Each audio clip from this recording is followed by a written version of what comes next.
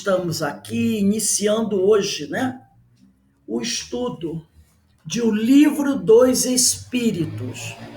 Nós estamos aqui, né, estudando a nossa introdução. E nós estamos na introdução número 7. Essa introdução número 7, ela fala dos aspectos científicos. E nós já iniciamos o estudo, né, desse item 7, semana passada. E hoje nós iremos dar continuidade a esses estudos, que são muito interessantes e é importante que a gente conheça. Então, hoje, dia 10 de novembro de 2020, nessa terça-feira, nós vamos dar continuidade ao estudo do item 7 de O Livro dos Espíritos de Allan Kardec. Então, eu vou partilhar aqui o ecrã para que a gente possa iniciar os nossos estudos. Deixa eu abrir aqui. Vamos pedir aos companheiros que mantenham seus microfones desligados. Então, estamos lá. Deixa eu ter um quadrinho aqui. Vamos lá. Bem, nós paramos justamente nesse slide, que era o slide 25. Eu vou ler novamente para nós darmos continuidade ao nosso estudo. Então, assim diz a Gênese no capítulo 1, item 16. Lembrando a todos que o estudo de hoje é da introdução de O Livro dos Espíritos, item 7. Esse item 7 nós começamos a estudar na semana passada e hoje estamos dando continuidade. Então, diz assim: o estudo das leis da matéria tinha que preceder o da espiritualidade. Na realidade, ele tinha que ter vindo antes, realmente, né? Porque a matéria é que primeiro fere os sentidos. Se o espiritismo tivesse vindo antes das descobertas científicas, teria abortado como tudo quanto surge antes do tempo. Então, a espiritualidade, ela planejou tudo direitinho. Tudo direitinho. Primeiro vem o estudo das leis da matéria. Depois, o espiritismo chega. Porque, para não correr o risco dele abortar, dele não ter uma continuidade. Então, tudo foi muito bem planejado. Então, primeiro surge o estudo das leis da matéria e depois começa a se desenvolver o estudo científico, né, da espiritualidade. Então, vamos dar prosseguimento. Ciência natural e ciência espírita. Vamos entender o que significa a ciência natural e a ciência espírita. As ciências naturais, com o passar do tempo, deixaram de ser dogmáticas para serem teóricas e experimentais. Lembra que nós estudamos na semana passada o poder que tinha a igreja? E como a ciência, a razão, ficava submetida à fé? Qualquer estudo que viesse contradizer as ideias religiosas eram vistos como uma ameaça. E aí, aqueles que buscavam desenvolver esses estudos, muitas vezes, pagavam até com a própria vida a sua audácia, né? Então, nós falamos sobre John Hus, o próprio Galileu Galilei, que quase morreu, se ele não tivesse voltado atrás das suas considerações, teria morrido também, né? Então, essa ciência, à época, no período medieval, ela vivia submetida à fé. Tinha que andar, vamos dizer assim, de cabeça baixa, por caso contrário, né, ela era vista como uma ameaça. Lembra que nós falamos sobre o telescópio? Que a igreja via o telescópio como instrumento do diabo, porque poderia levar o homem a ver coisas às quais ele não estava preparado. E tudo isso era, na realidade, a igreja querendo afastar o homem, não permitir ao homem a chance de ter essa liberdade intelectual. Ela tinha que dominar, né? Ela queria comandar o pensamento humano. Com o passar do tempo, essa ciência ela deixa de ser dogmática para serem teóricas e experimentais. Aí, realmente, os cientistas vão para o laboratório e começam a fazer experiências, pesquisas. Elas, então, tornam-se positivas, ou seja, passam a se basear em fatos, na verdade, o que antes não acontecia. Avançando com o progresso, o espiritismo jamais será superado. Kardec faz questão de colocar isso, pois ele afirma: se novas descobertas demonstrarem está o espiritismo em erro em um determinado ponto, ele se modificará sobre esse ponto. Se for comprovado que aquele ponto que o espiritismo afirmava ser verdadeiro estar errado, automaticamente, estando esse ponto comprovado, o espiritismo abraça aquela ideia. Ele não vai brigar. Se a ciência provar que um fato onde a doutrina espírita acreditava estar a verdade, e isso sendo realmente comprovado que não é, o espiritismo muda a sua posição e abraça a verdade que a ciência aponta. Se uma nova verdade se revela, ele a aceita. Ele não vai, o espiritismo não é dogmático. Não, tipo assim, eu falei isso, afirmei isso, não importa o que aconteça.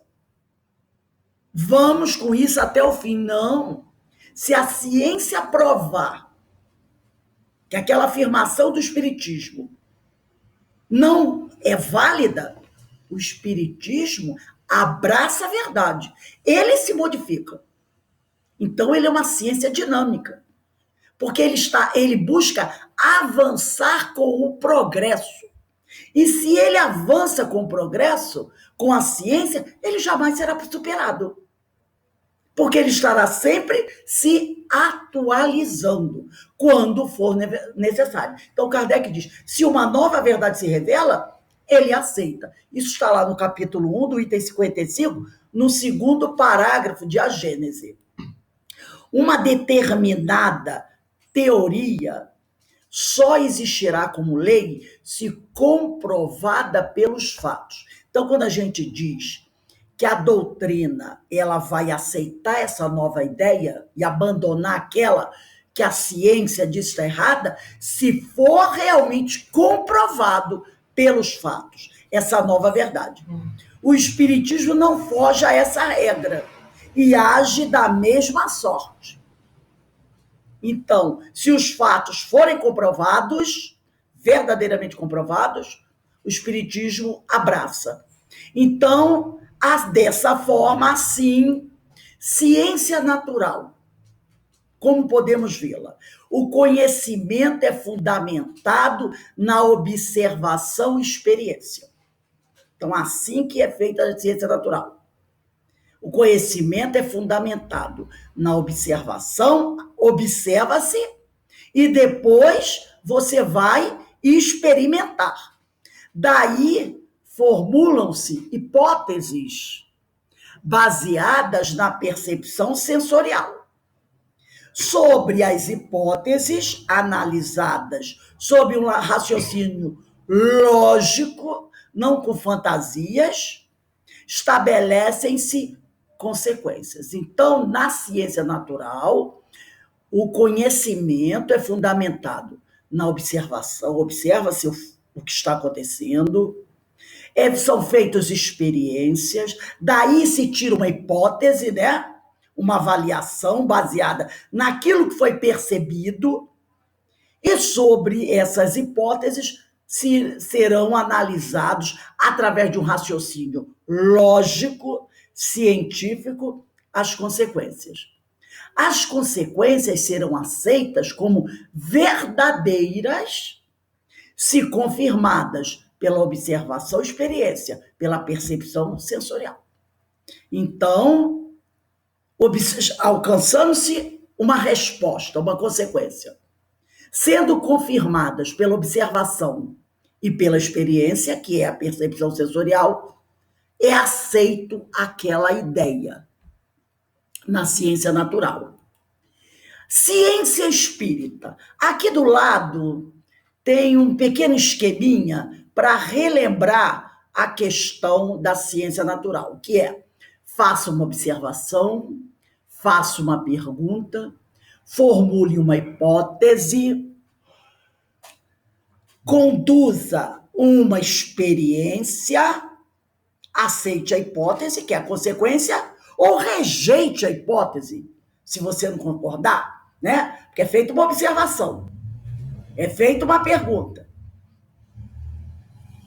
Quer dizer, há toda uma... formule-se uma ideia, né? Então, você tem uma experiência ali.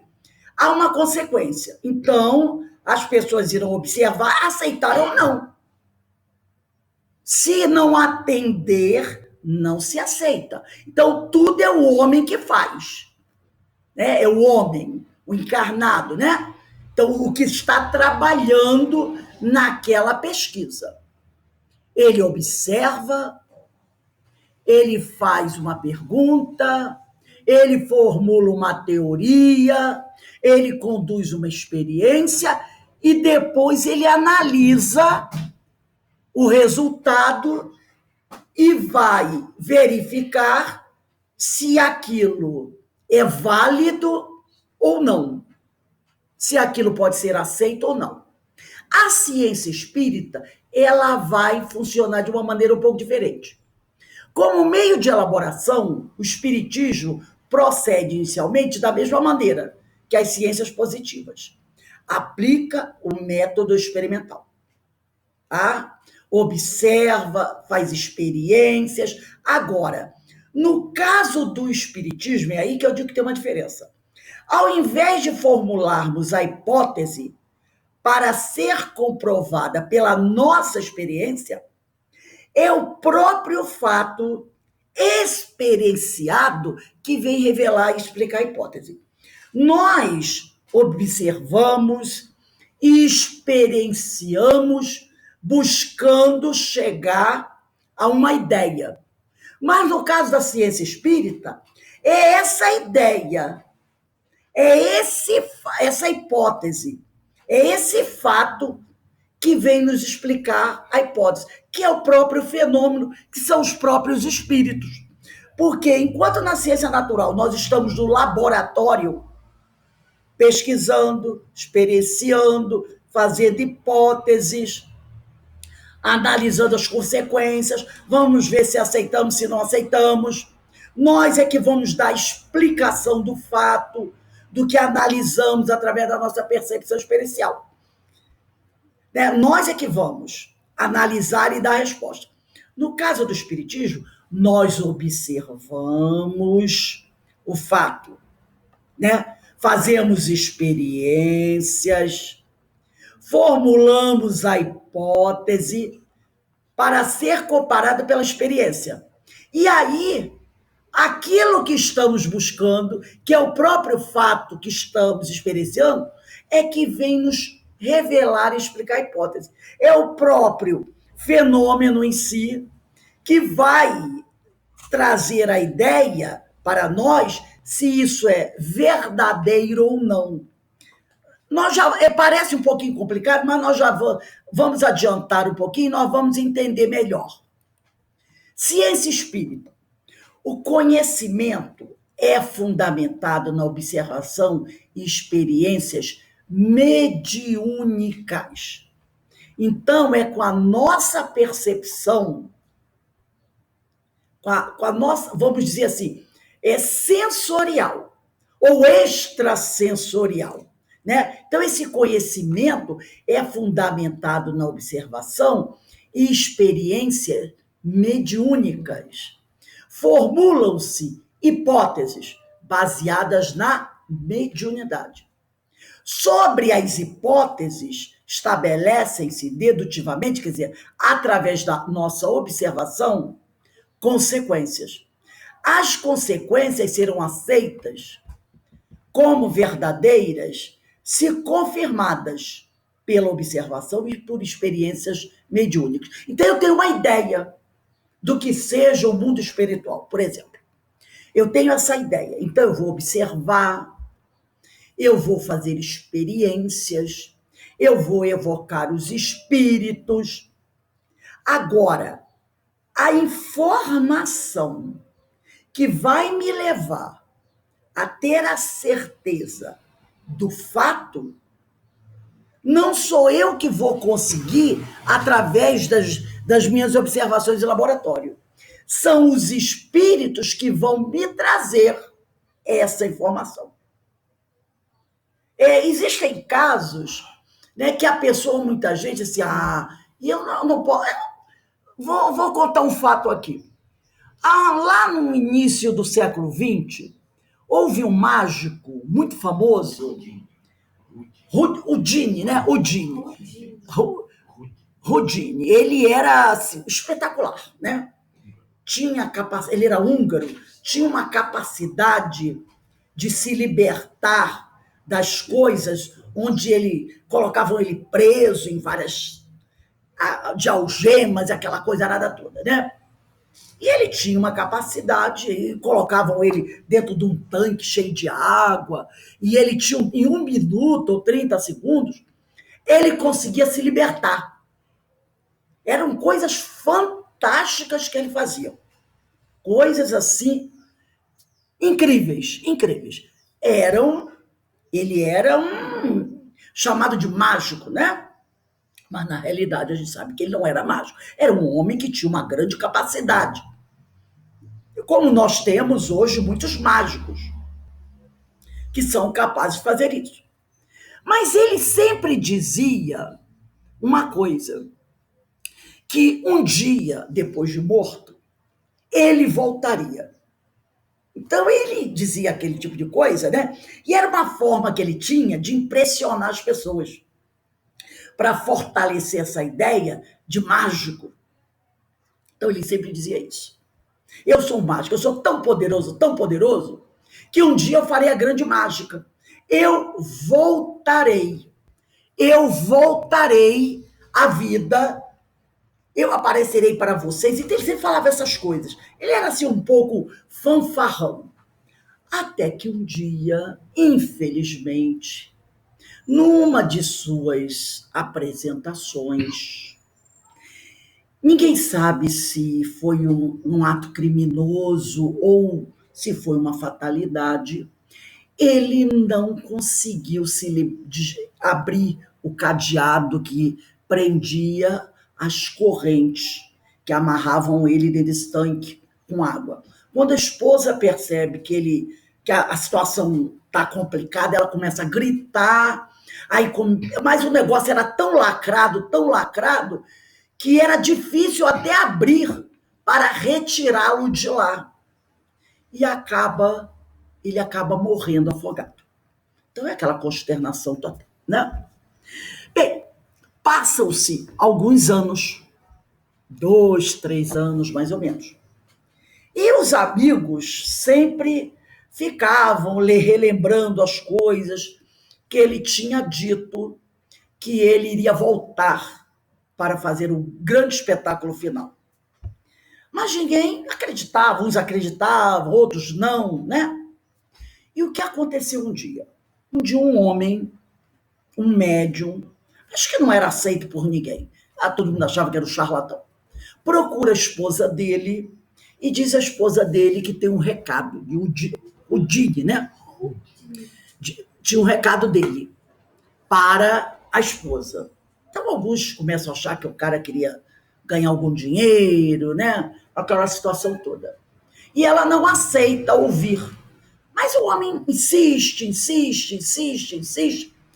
E um dia ela está reunida com amigos, ela fez uma reunião, reuniu ali os amigos, porque ela ficou até com medo dele querer enganá-la, fazer alguma coisa.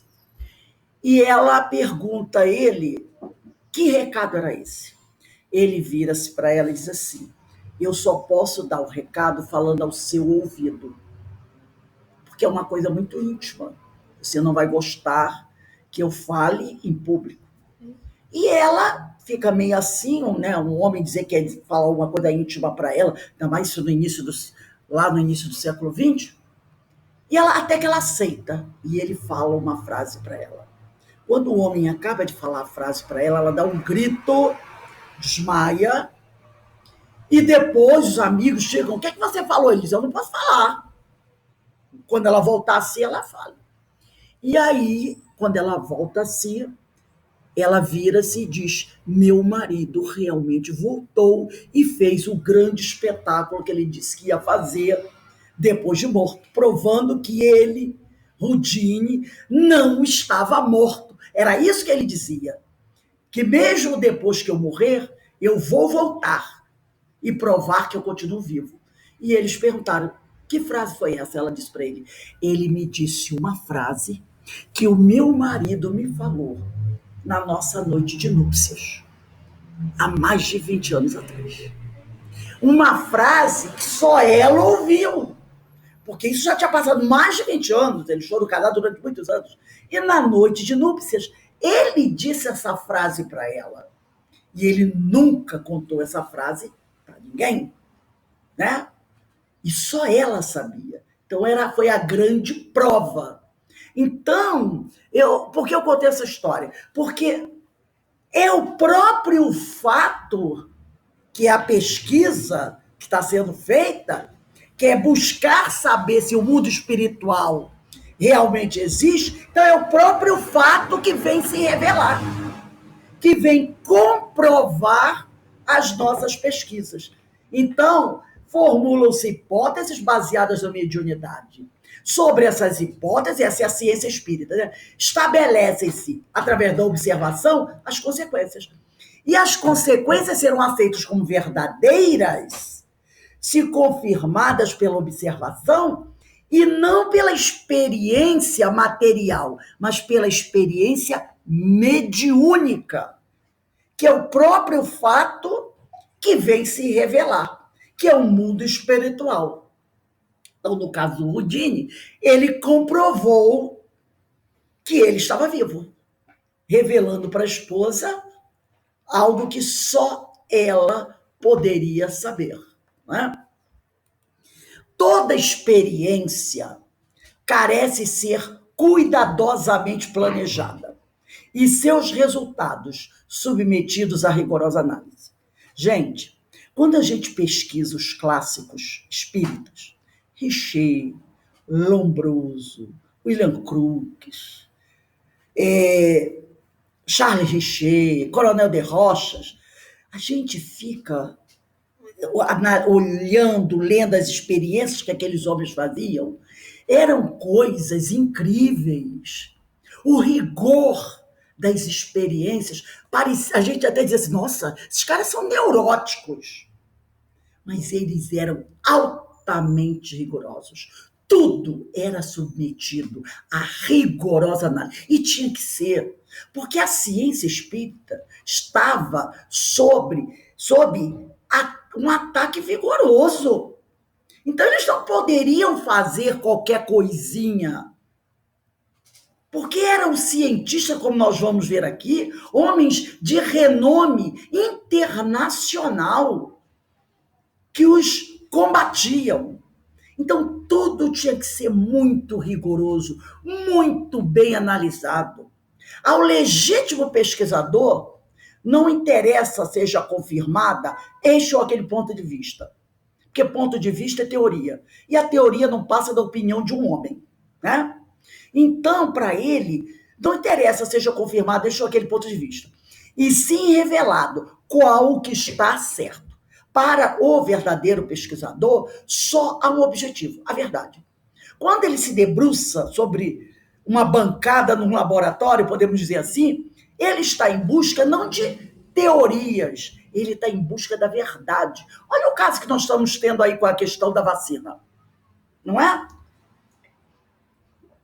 Todos esses homens trabalhando 24 horas por dia no mundo inteiro, eles estão em busca da verdade, não de teorias, porque teorias não curam doenças. Então, eles estão em busca da verdade. Só a verdade interessa para o verdadeiro pesquisador. Objeto do espiritismo. Assim como a ciência propriamente dita tem por objeto o estudo das leis do princípio material, o objeto especial do espiritismo é o conhecimento das leis do princípio espiritual. Então, a ciência natural, ela pesquisa, ela vai em busca das leis do princípio material, das leis da matéria. Já o objeto especial do espiritismo é o conhecimento das leis do princípio espiritual, para que os fenômenos possam ser compreendidos. Porque existem fenômenos que acontecem que podem ser explicados pelas leis do princípio material, mas tem outros que não, que são as leis do mundo espiritual que explicam. Então, se nós não buscarmos as leis do espírito, vai acontecer com aquilo que o Einstein disse, né? Que a ciência sem a religião é manca, se eu não me engano, foi o que ele disse, né? Então, é preciso conhecer essas leis do princípio espiritual, para que nós possamos compreender todos os fenômenos que acontecem. Não são poucos os nomes ligados à experimentação científica. No final do século XIX e até meados do século XX, inúmeros homens se debruçaram sobre a experimentação espírita, visando o quê? Desmascarar o espiritismo, provar que tudo isso era balela, que tudo isso era uma fantasia, era a criação de um homem maluco, de um homem que queria alcançar o sucesso, que esses fenômenos eram mistificações. Não são poucos os nomes ligados à experimentação espírita. Cabe destacar que a maioria deles foram ao fenômeno para desmascarar os médiuns, que eles chamavam de embusteiros. Como esses homens eram verdadeiros cientistas e valiam-se dos fatos, muitos deles acabaram sendo convencidos pela verdade mediúnica. Porque esses homens procuravam a verdade. Eles não eram dogmáticos. Eu não acredito e acabou. Mesmo que o espírito se materialize à minha frente, diga que é minha mãe, conte a minha vida inteira, conte coisas que eu nunca deixei que ninguém soubesse, eu não acredito. Isso é dogmatismo. Eles eram cientistas. Se o fato fosse cientificamente comprovado, eles aceitavam. Né? Eles eram cientistas e não aventureiros. Não aqueles que combatiam o espiritismo por sistema, contraditores sistemáticos por sistema. Não. Eles se debruçaram sobre esses fenômenos para comprovar que eles eram falsos. E muitos deles ficaram surpresos, porque acabaram convencidos que os fatos eram verdadeiros. Isso não quer dizer que todos eles se tornaram espíritas, não.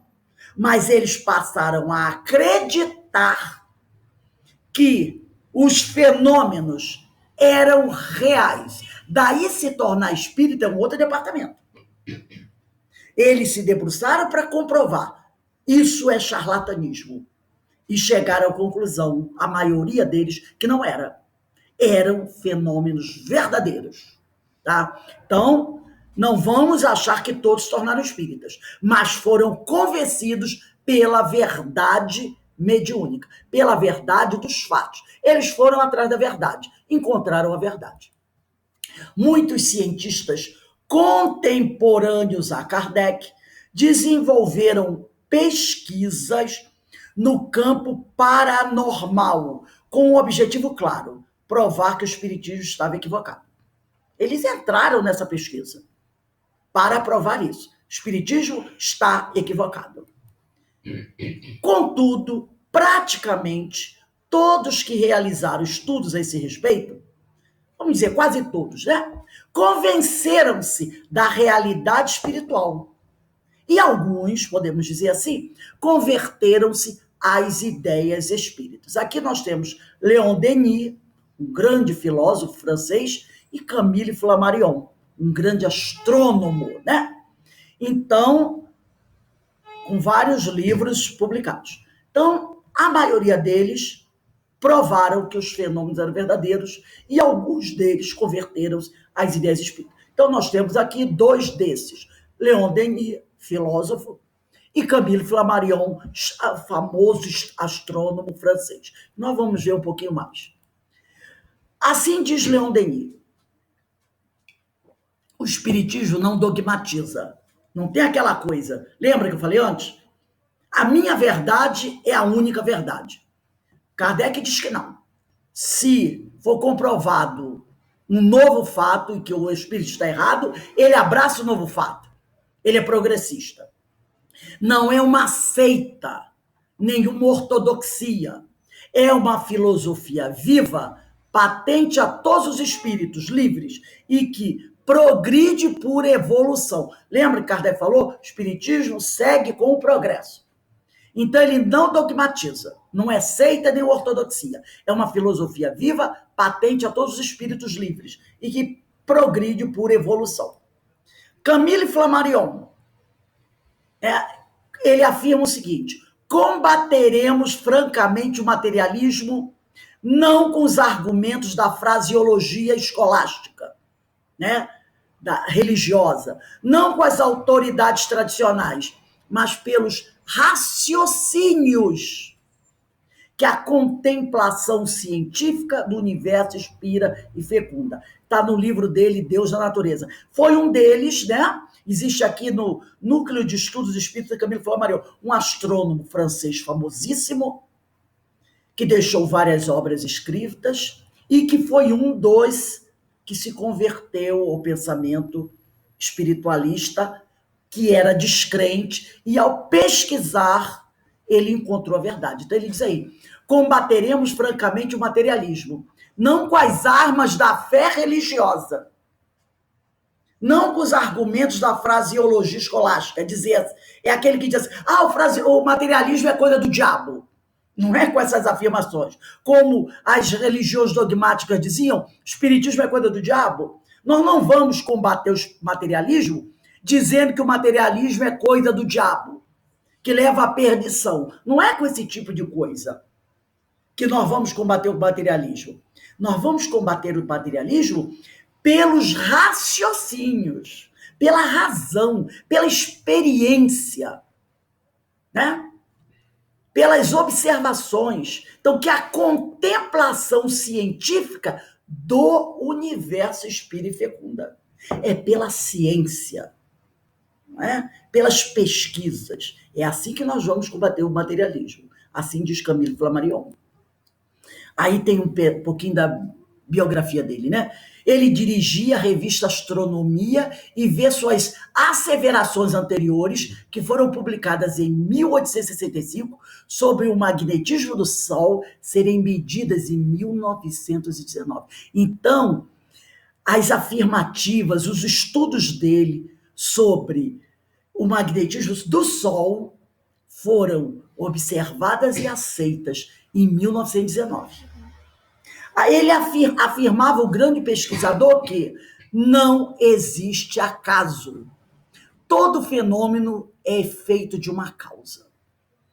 Na base de todo fenômeno tem uma causa. Morreu em 1925, aos 83 anos de idade. Um grande pesquisador francês, um grande astrônomo. Aqui tem uma foto de uma sessão espírita que ocorreu na casa dele. Ele fazia reuniões mediúnicas em 25 de novembro de 1898, para ver como eles pesquisavam, eles experienciavam, para ver se os fatos se concretizavam. E aí é uma sessão espírita na casa dele, né? O estudo constante das obras da codificação de Allan Kardec e dos trabalhos complementares dos cientistas e filósofos espíritas é essencial ao entendimento do espiritismo. Por isso que nós precisamos estudar esses fatos, essas obras, para que a gente possa entender o espiritismo. É preciso estudar as obras da codificação e as obras complementares dos cientistas que pesquisaram a doutrina e dos filósofos espíritas. Então, aqui nós temos um quadro com vários cientistas, com vários filósofos que, ao longo do século XIX, XX, XXI, se debruçaram sobre as pesquisas. Alguns nomes: Alberto de Rochas, Alexandre Aksakov, russo, Allan Kardec, Camille Flammarion, César Lombroso, e depois vocês vão ver a importância de César Lombroso, Charles Richer, Ernesto Bosano, italiano, Gabriel Delany, Hermínio de Miranda, nosso contemporâneo, Hernani Guimarães Andrade, também nosso contemporâneo, o grande José Herculano Pires, Dr. Jorge André, que já retornou ao mundo espiritual, Leon Denis, William Crookes. Esses homens pesquisaram os fenômenos espíritas. Alguns se tornaram espíritas, outros não se tornaram espíritas, mas afirmaram na academia que os fenômenos espíritas eram verdadeiros e desenvolveram pesquisas. Nós precisamos conhecer esses homens, precisamos conhecer essas obras para que a gente possa conhecer o essencial, a base do espiritismo. Aqui nós vamos falar um pouquinho de César Lombroso. Entre esses pesquisadores, César e Lombroso, era italiano, né? Entre esses pesquisadores, nomes como de Ernesto Bosano, Alexandre Aksakov, Paul Guibier, William Crookes e César e Lombroso são sempre lembrados. César Lombroso era um médico italiano, iniciou a escola positiva italiana com a publicação, em 1876, do livro O Homem Delinquente. O trabalho de Lombroso, apesar de ser visto com reservas na atualidade, é incontestável que abriu o estudo científico da antropologia criminal. Ele estudou o perfil humano. Ele participou de reuniões mediúnicas, fez experiências com Eusápia Paladino, com outras médiuns. Ele evocou espíritos, conversou com eles e, através das suas pesquisas, ele fez um perfil do criminoso. É lógico que algumas das suas afirmações hoje são descartadas pela ciência criminal, né? Porque ele pesquisou tanto que começou a dizer que o criminoso poderia ser identificado, de repente, pelo formato do rosto, pelo tamanho da cabeça, essas coisas assim, né? Mas ele também começou a criar, a estudar o perfil do criminoso, né? Como fazer um perfil de um criminoso. E hoje, a ciência criminalista tem o estudo dos perfis. Tem o estudo dos perfis. O FBI e outras polícias trabalham com perfis, pelo comportamento do criminoso, pela cena do crime, a cena que o criminoso deixa, pela repetição, né? Aí entra os serial killers, eles estabelecem um perfil do criminoso. E através desses perfis, eles conseguem prender aquele criminoso e condená-lo, porque o criminoso ele tem um perfil, é um perfil psicológico, e ele foi um dos iniciadores do estudo científico da antropologia criminal. E muito desse estudo dele foi desenvolvido através do processo mediúnico, conversando com os espíritos, fazendo essas pesquisas. Então, é uma coisa maravilhosa, né? Ele, hoje, muitas coisas do seu trabalho já são deixadas de lado, mas ele abriu, deu início a esse estudo científico da antropologia criminal. Aqui nós temos Alexander Ksakov, um russo, que fez um estudo muito profundo do animismo. E esse estudo muito profundo. Paul Guibier, também outro cientista, e ele dizia o seguinte: podemos ter provas materiais da existência da alma. Este fato não deixa dúvida alguma no meu espírito. A ciência poderá estudar de hora em diante, quando quiser, o terceiro elemento, que é a alma, constitutivo do macrocosmo, como estuda outros dois elementos, que ela compreende, então, muito melhor, isto é, a matéria e a energia. Então, através das suas pesquisas, ele percebe que no universo existem três elementos: a alma, a matéria e a energia. E ele prova, através das pesquisas dele, a existência da alma. E diz que isso não deixa dúvida alguma no espírito dele. E diz mais, que a ciência poderá estudar, quando quiser, esse terceiro elemento, constitutivo do macrocosmo, como estuda a matéria e a energia. Como eles estudavam, fazendo as evocações. E os espíritos atendiam e respondiam. Ernesto Bozano, né? Esse era espírita verdadeiro.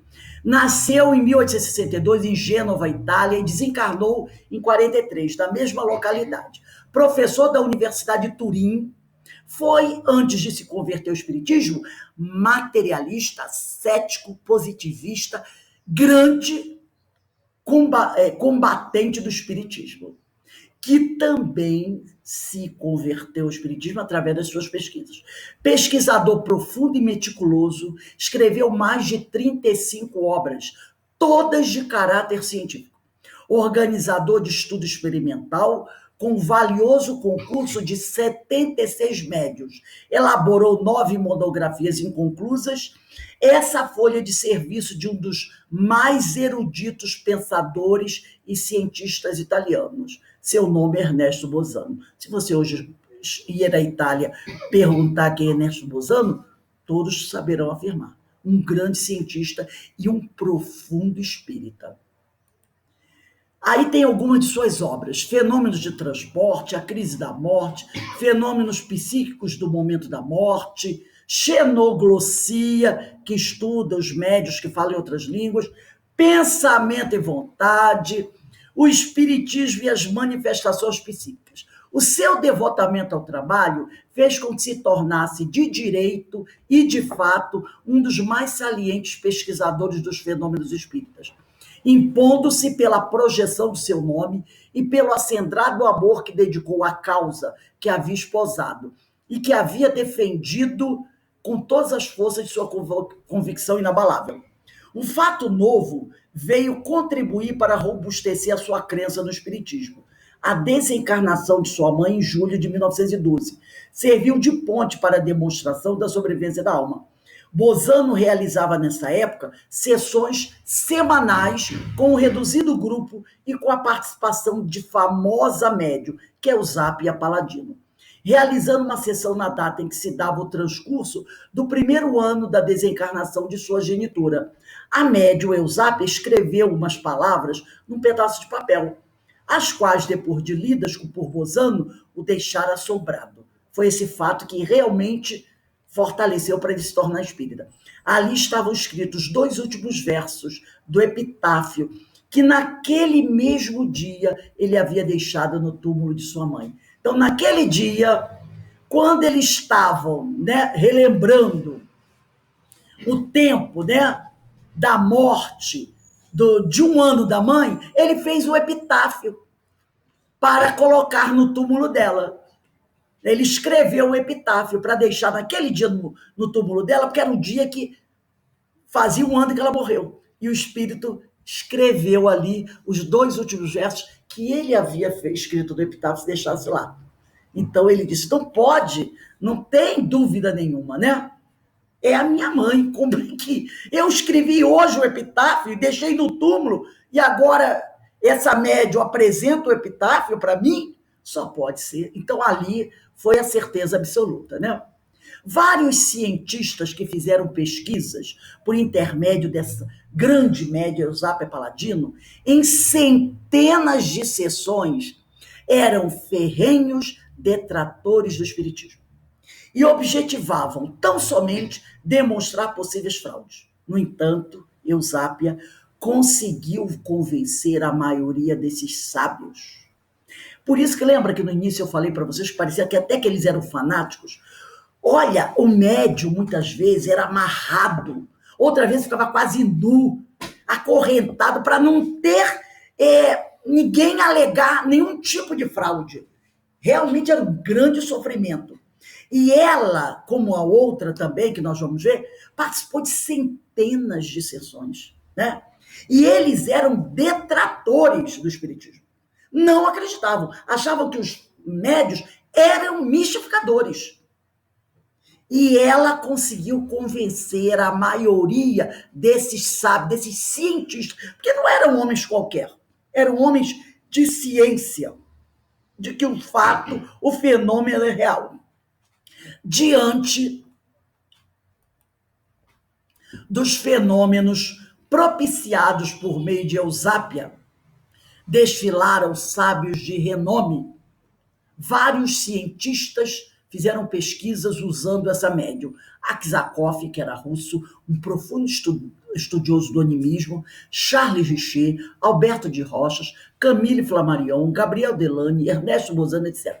César Lombroso, aquele que deu a abertura, né, o estudo da criminologia, se declarou convencido e entristecido por haver combatido tantas vezes a possibilidade dos fenômenos espíritas. Então ele se declarou convencido, mas entristecido, porque por ele ter anteriormente combatido tantas vezes essa possibilidade, né? Então ele se mostrou aqui triste, porque ele tinha perdido tanto tempo combatendo um fato que era verdadeiro, né? A médium italiana Eusápia Paladino era analfabeta, extremamente bondosa. Então, como ela poderia ter escrito aquele epitáfio que Ernesto Bozano deixou para a mãe dele, no túmulo da mãe dele? E era muito comum naquela época as mulheres do povo, as pessoas mais pobres, teriam analfabetas. E ela era analfabeta. Ela não sabia ler, ela não sabia escrever. E, no entanto, ela trouxe para esses sábios várias vezes textos de grandes sábios que se encontravam no plano espiritual. Documentos, né? Cartas, provando que o fenômeno era verdadeiro. Porque a mulher era analfabeta e todo mundo sabia disso. Então, como ela poderia escrever cartas? Que ela trazia várias mensagens escritas. E, às vezes, em outras línguas, que não italiano. Ela trazia mensagens em alemão, em francês, em russo, em inglês. A mulher era analfabeta. E, no entanto, ela deixou vários textos escritos em várias línguas. E se um cientista está realmente buscando a verdade, não é dogmático, como não aceitar esse fato como verdadeiro? William Crookes, um outro cientista, né? Nasceu em Londres, em 1832, Sir William Crookes. Era um cavaleiro da rainha. Desencarnou em 1919. Foi químico e físico e realizou trabalhos com espectroscopia. Descobriu o elemento tálio da tabela periódica. Foi ele que descobriu o tálio, elemento químico de número 81 da tabela periódica. E descobriu a primeira amostra conhecida de hélio, um outro elemento químico, né? Foi inventor do radiômetro de Crookes, um aparelho, né? Vendido ainda como novidade, e desenvolveu os tubos de Crookes, investigando os raios catódicos, já envolvendo a questão da eletricidade, né? Então, um grande cientista. Aqui alguns livros, né, dele, discursos recentes sobre as pesquisas psíquicas e o livro Fatos Espíritas, muito bom mesmo. Espírito Kate King, materializada através da médium Florence Cook, e aqui é o William Crookes, jovem. E ele diz assim: cada dia que passa, à medida que os tempos se dobram sobre os anos, na razão direta em que se vão, e são adquiridas experiências novas, é maior certeza tenho a respeito da indestrutibilidade do espírito imortal, da realidade da vida após a morte e da grande fenomenologia espiritista que nos coloca em contato com essa realidade e a vida espiritual. Absolutamente verdadeiro que uma conexão foi estabelecida entre este mundo e o outro. Então, Sir, né? Este Cavaleiro da Rainha, um grande cientista, realizou reuniões mediúnicas com a médium Florence Cook, que através da sua mediunidade e do seu ectoplasma conseguia materializar este espírito, que isso aqui é uma materialização de espírito. Essa coisa branca que vocês estão vendo é ectoplasma. E ela materializava o espírito Kate King, que caminhava pela sala, falava com as pessoas, podiam tocá-la, tudo isso materializado por Florence Cook, pela médium.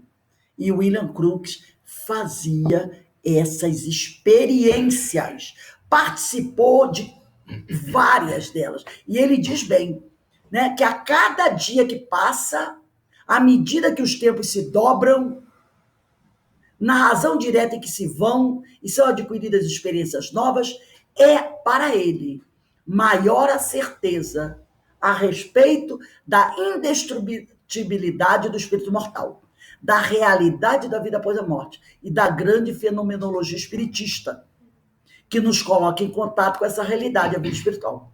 E ele afirma categoricamente, absolutamente verdadeiro, que uma conexão foi estabelecida entre este mundo e o outro.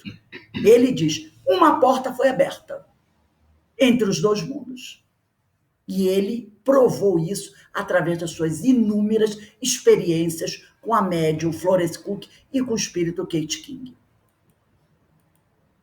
Reconhecimento público. A Rainha Vitória, grande e poderosa Rainha Vitória, né, concedeu a ele o título de Sir, como reconhecimento dos seus méritos enquanto cientista. Ele ocupou a presidência da Sociedade Química, da Sociedade Britânica, da Sociedade de Investigações Psíquicas e do Instituto de Engenheiros Eletricistas. Um grande cientista inglês que foi condecorado pela rainha e tornado um cavaleiro da rainha, né? Não é para qualquer um. Aqui nós vamos falar de outro grande pesquisador.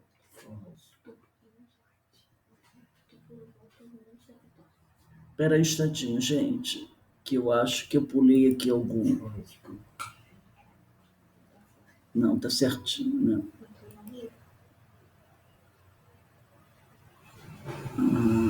Eu acho que eu pulei sim, pulei aqui, ó. Quem era Florence Cook? Essa médium que recebia Kate King. Ela nasceu em 1856 numa família modesta. Possuía 2 irmãs também, elas eram médiuns. Tinha 15 anos de idade. A maioria das médiuns, como as médiuns que trabalharam, irmãs do Fou, que trabalharam com Kardec, o pessoal preferiu, os cientistas preferiam as médiuns muito jovens, porque eles diziam que as médiuns muito jovens não tinham vícios, entendeu?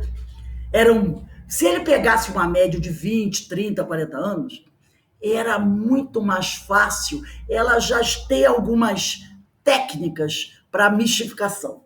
Já tem alguma experiência, entendeu? Alguma lábia. Aqui não. Eram meninas de 13, 14, 15 anos. Eles preferiam essas médias. Então, tinha 15 anos de idade quando se apresentou a Sir William Crookes, a fim de servir de medianeira para as pesquisas científicas que este vinha realizando. Né? Então, ela foi levada até ele e, a partir dos 15 anos, ela começou a trabalhar com ele e o espírito Kate King apareceu e foram coisas fantásticas que eles realizaram juntos. Né?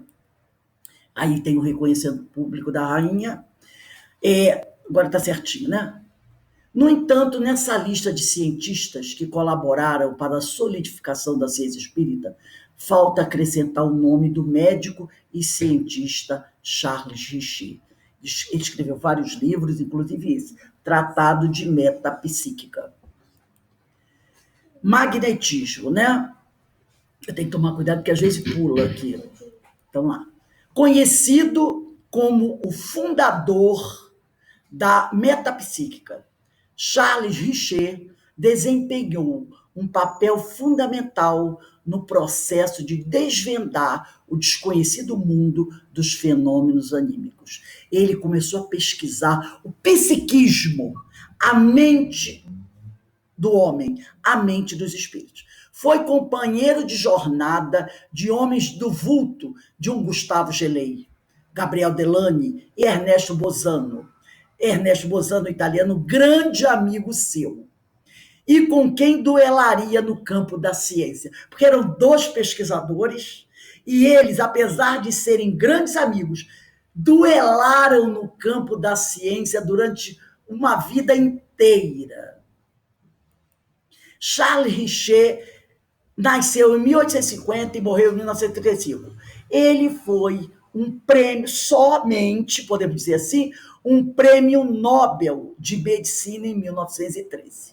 Então, eu tenho um amigo, Antônio Carlos Siqueira de Lima, um grande pesquisador da ciência espírita também, grande estudioso da doutrina, e ele dizia assim, né? Sabe qual era o meu sonho? Era um dia ficar invisível na porta da casa de Kardec para ver quem chegava a puxar das 5. Então, era Charles, seriam esses homens, Gabriel Delany, Lombroso, Vitor Hugo. Então, ele disse assim, eu só queria ficar lá assistindo quem entrava para o chá das 5 com Kardec. Então, o que Charles Richer fala sobre Allan Kardec? Na sua obra, Tratado de Metapsíquica, ele diz o seguinte, é preciso que admiremos sem restrições a energia intelectual de Allan Kardec, apesar de uma credulidade um pouco exagerada. Ele não era espírita, mas foi um homem que provou que os fenômenos espíritas eram verdadeiros através da médium do espírito Kate King. Né? Então, ele dizia de Kardec, apesar de achar que ele tinha uma credulidade um pouco exagerada. Ele, Kardec, diz Richer, tem fé na experimentação. Né? É sempre na experimentação que ele se apoia. De modo que a sua obra não é somente uma teoria grandiosa e homogênea, mas também um imponente repertório de fatos. Né? Então, ele diz que ele achava que Kardec era um pouco crédulo demais, mas ele dizia que a obra dele era monumental, porque ela se apoiava na experimentação. Então, a sua obra não é só uma teoria grandiosa e homogênea, mas também um imponente repertório de fatos. Allan Kardec, diz Richer, é certamente um homem que, naquele período de 1847 a 1871, exerceu a mais penetrante das influências e abriu o mais profundo sulco na ciência metapsíquica. Então, ele fala sobre isso, né? que é preciso admirar, sem restrições, a energia intelectual de Kardec. Aí ele faz uma colocação, ele diz, não, ele era crédulo demais. Ele tem uma fé imensa na experimentação. E é nessa experimentação que ele se apoia. Né? Que a sua obra não é só uma teoria, mas é um imponente repertório de fatos. E ele encerra dizendo, né, que Kardec exerceu a mais penetrante das influências e abriu o mais profundo sulco na ciência metapsíquica. Porque foi graças a Kardec que todos esses cientistas, Richer, Lombroso, Alberto de Rocha, William Crookes, se debruçaram sobre esses fenômenos. Se Kardec não tivesse apresentado o Livro dos Espíritos e todo o estudo sobre esses fenômenos, esses cientistas não teriam buscado estudar a ciência metapsíquica, os fenômenos, né? Então ele diz que ele abriu o mais profundo sulco na ciência metapsíquica. E são palavras de um prêmio Nobel de Medicina. Após anos de pesquisa, no campo da metapsíquica, Richer confessou, porém, que a explicação espírita se impõe pela sua simplicidade. Após anos de pesquisa, ele confessou isso, que a explicação espírita se impõe pela sua simplicidade, afirmando que tão invulnerável, quer dizer, que tão forte é a ciência, quando estabelece fatos. Ele não disse que Kardec baseou o estudo dele em experiências e fatos? Ele diz que tão invulnerável é a ciência, quando estabelece fatos, e quão deploravelmente sujeita a errar, quando pretende estabelecer negações.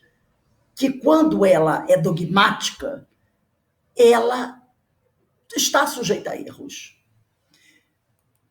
Não há, diz Richer, contradição alguma entre os fatos e as teorias do espiritismo e os fatos positivos estabelecidos pela ciência.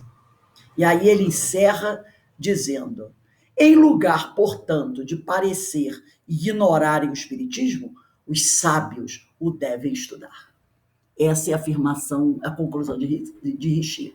Né? Em vez de ficar ignorando o espiritismo, a ciência espírita, devemos estudá-la. Então, isso é uma colaboração de um grande cientista, de um prêmio Nobel da medicina para a doutrina espírita. Né? Ele chega a essa conclusão. Em vez de tentar ignorar o espiritismo, de não buscar estudá-lo, ao contrário, devemos estudá-lo sim. Agora pensar, e nós, os espíritas, frente a tudo isso? O que devemos fazer? Não é verdade? Se ele diz que os sábios, aqueles que não acreditam, devem estudar, e nós, os espíritas? O que devemos fazer frente a essa doutrina monumental? Numa experiência transcorrida com a médium Marthe Berrault, o nome dela acho que é isso, francês, Charles Richer e Gabriel Delany fizeram com que o espírito materializado soprasse o ar de seus pulmões através de uma solução aquosa de barita. É como se fosse um cal, né? Uma solução aquosa. Então o espírito, né? A médium, liberando seu ectoplasma, promoveu a materialização de um espírito. Richer e Delany levaram para o espírito materializado, não para médium, uma solução aquosa com esse produto, barita, e com tubo, e pediram ao espírito para soprar. O espírito soprou. Olha o tipo de experiência. Olha o que aconteceu. O resultado foi o turvamento do líquido, revelando a presença de gás carbônico no sopro do espírito, fenômeno peculiar dos organismos vivos normais. Por que isso? Porque o espírito se materializou a partir do ectoplasma. De onde veio o ectoplasma? Do interior da médium. Então, o ectoplasma levou elementos do organismo da médium como ectoplasma, como o gás carbônico. Quando o espírito soprou ali, aquela solução foi ficando escura. E o que faz isso ficar escuro? É o gás carbônico que nós temos no nosso organismo. Só que esse gás carbônico estava no espírito materializado e não na médium. Quem assoprou foi o espírito. Então, provando que o espírito tinha gás carbônico. Por quê? Porque ele foi formado pelo ectoplasma que saiu da médium. Essa é uma experiência de um prêmio Nobel, Richer, e de Gabriel Delany, um grande cientista. Provando o quê? Olha que coisa fantástica, né? O espiritismo surgiu no momento oportuno, quando as ciências já tinham desenvolvido o método teórico experimental, facilitando a sua aceitação com mais naturalidade. Se ele viesse naquela época de Galileu, não teria ido à frente, porque não se faziam experiências. Foi preciso que a ciência avançasse para que essas experiências pudessem acontecer. É um método teórico experimental. O espiritismo é como um professor que nos estimula o pensamento na busca da verdade e na prática da caridade como meio de salvação de nossas almas, né? Como meio de progresso dos espíritos, podemos dizer assim, né? E aqui nós temos as obras, Livro dos Espíritos, o Livro dos Médiuns, Evangelho, a Gênese, obras póstumas, né? Então ele é um professor que nos estimula o pensamento na busca dessa verdade, na prática da caridade, como meio de, essa palavra salvação, podemos dizer, como meio de progresso, de evolução para as nossas almas, que não deixa de ser uma salvação, né? Retirando-nos da ignorância. O tríplice aspecto da doutrina espírita é ciência, filosofia e moral. A ciência explica, a filosofia indaga, pergunta, e a moral transforma o homem, né? O espiritismo é uma ciência que trata da natureza, da origem e da destinação dos espíritos e das suas relações com o mundo corporal. Lembra que Richer falou que abriu-se uma porta entre os dois mundos? E encerrando, nós trouxemos esse texto de Leon Denis, o francês, o filósofo Leon Denis. Ele diz: a ciência progride, engrandece-se, e o pensamento por ela alentado sobe a novos horizontes. Mas quão leve se apresenta a bagagem dos nossos conhecimentos atuais quando a compararmos com o que nos resta ainda aprender. O espírito humano tem limites, a natureza não. Então, a ciência vem progredindo, né? E o pensamento alentado por ela sobe a horizontes fantásticos. Leon Denis escreveu isso no final do século XIX, início do século XX. Hoje nós estamos no século XXI. A ciência é avançadíssima. Novas ideias, novas teorias, novas tecnologias, coisas maravilhosas e fantásticas. Mas, frente ao infinito, frente o que ainda tem para ser descoberto e revelado, o que nós conhecemos até agora é muito pouco, né? Então, quão leve se apresenta a bagagem dos nossos conhecimentos quando a compararmos com o que nos resta ainda a aprender. O espírito humano tem limites, claro. Claro que tem limites. Mas a natureza não. A natureza é da responsabilidade do Senhor. E essa é infinita. O conhecimento é infinito. Então, o que ainda tem, o que vem pela frente é muito grande, é muita coisa. Não dá nem para a gente imaginar. Só da gente pensar, daqui a 50 anos, o que teremos de conhecimento? Coisas que nós hoje ainda nem conseguimos imaginar. Mas ainda será muito pouco frente o que ainda tem para ser revelado, né? Então, assim, nós estudamos e encerramos hoje o estudo do item 7 da introdução de O Livro dos Espíritos, né? Então, vamos aqui. Deixa eu ver aqui. Está todo mundo me vendo? Né? Estamos aqui.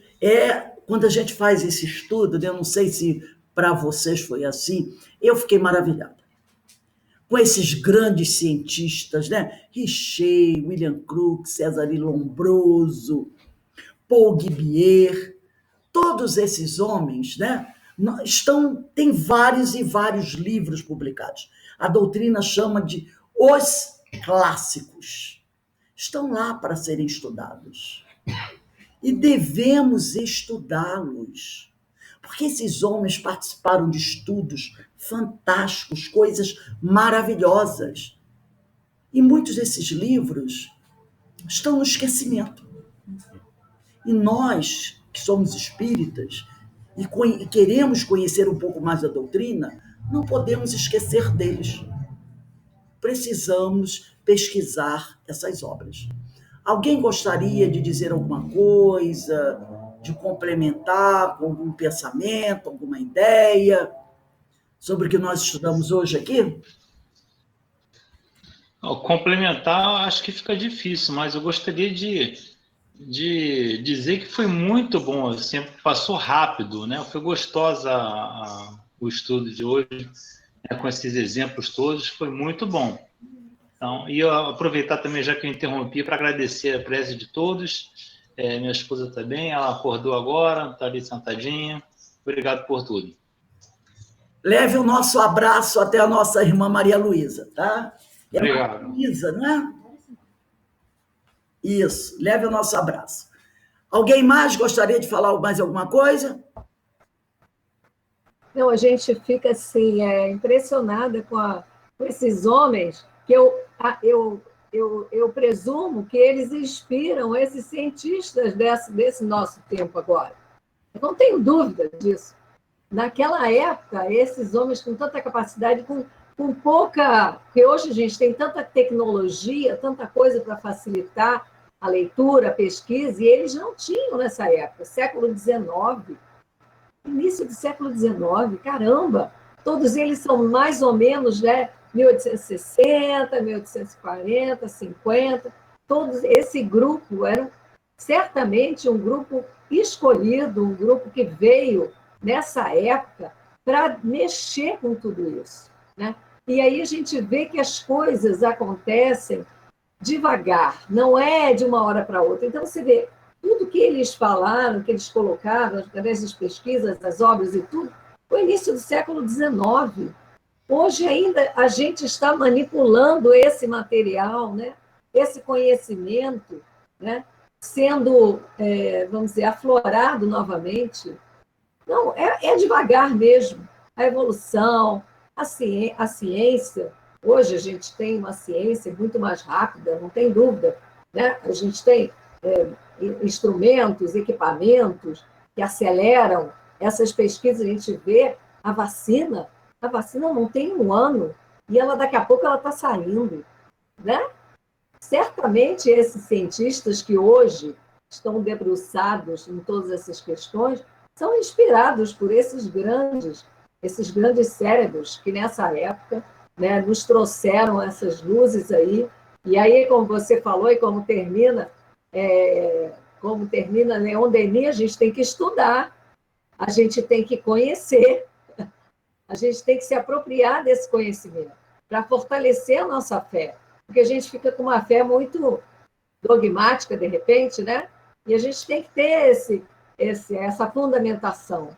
E há tanto tempo, quer dizer, mais de um século, já foi apresentada para nós. Eu fiquei assim, encantada. Gente, imagina Charles Richer, Prêmio Nobel de Medicina, quem sabe ele não está inspirando esses cientistas a descobrirem aí a tal da vacina que irá nos ajudar.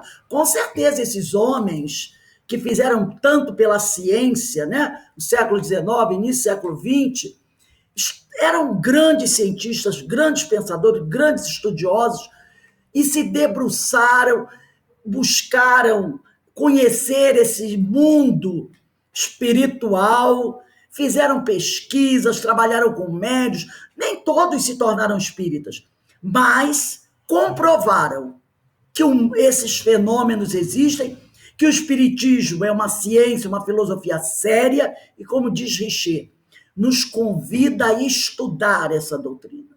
E ele mesmo disse, né, que uma porta foi aberta.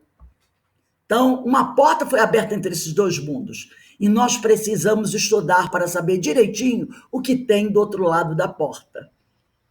Porque, com certeza, isso irá nos ajudar no nosso caminho. Essa é a nossa tarefa. Não podemos deixar isso de lado. Essas obras maravilhosas que Kardec trouxe e que esses homens também deixaram, Gabriel Delany com evolução anímica, ali pensamento e vontade, que eu estou fazendo um trabalho com ele, que é... Traz aqui, Beto. Nós vamos fazer um trabalho para sexta-feira com esse livro de Ernesto Bozano, maravilhoso, Pensamento e Vontade. Né? Então, que a gente possa conhecer esses clássicos, porque eles são livros que não estão superados. O conhecimento que está ali é eterno. Tá? Então, vamos agora dar uma paradinha.